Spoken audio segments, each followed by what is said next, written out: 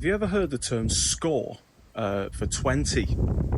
It comes from a time when drovers would score marks into various materials when they were counting their animals, like a tally, I guess.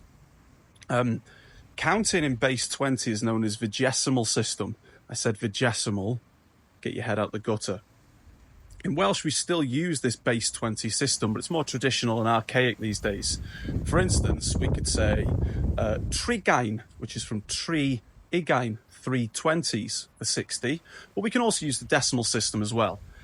So we could say chwedeg, 6 tens, so either 320s or 6 tens, depending on which system you'd like to use. And I just like to say diolch yn fawr for chwedeg mil or trigain mil, 60,000 followers. It's quite tough to take in, to be honest. It's bonkers. Look, you support me in commenting and liking and sharing. Dwi mor ddiolchgar, thankful, grateful. Dwi mor ddiolchgar, so grateful.